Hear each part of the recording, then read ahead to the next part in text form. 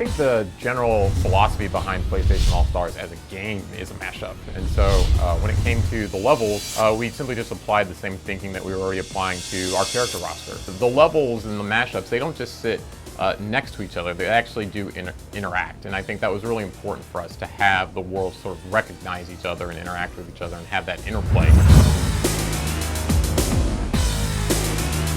You have these worlds that are very near and dear to everyone's hearts, both the players and the developers, and we still want to sort of capture the essence of both of those characters and not have anything diluted.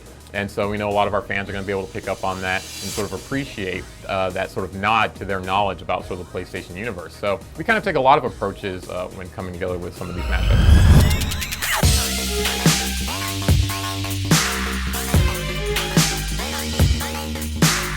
Some characters are really good at dealing with characters that are right in front of them.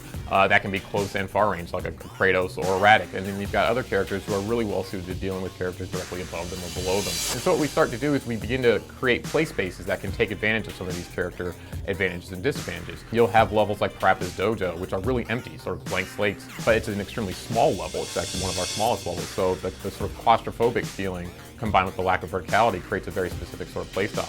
And then you've got levels like Time Station, which has a lot of vertical platforms, or Alden's Tower, which is essentially a completely scrolling level full of platforms. It's really taking advantage of the different sort of character attributes that we have and putting those characters into these levels that in which they can sort of exploit those differences.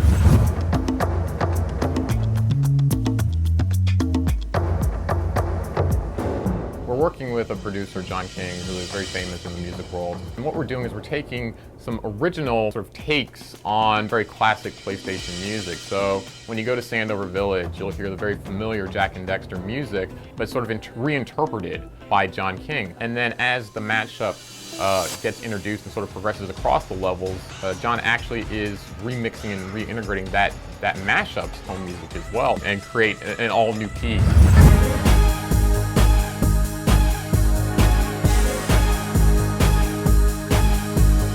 We actually started out with an interesting challenge. We wanted two very specific fight spaces.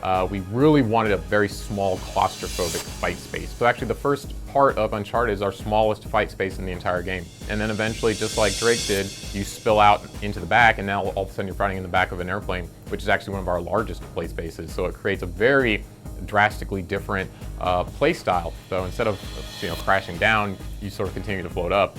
And then you're introduced to the BioShock Infinite world, and that songbirds occasionally flying through the level or a missile will occasionally hit the plane is almost incidental. It's kind of a coincidence. They're not even really aware of what you guys are doing back there. It makes for something that's a really epic, kind of crazy, fantastic level, but we knew we had to hit it, and I think we did a really good job. Of course, the levels are important, but only a small part of the PlayStation All-Stars Battle Royale experience. Of course, we've got our characters, items, we've got modes, we've got a bunch of stuff to talk about, and we will be talking about it between now and when the game comes out on the PlayStation 3 and PS Vita this November.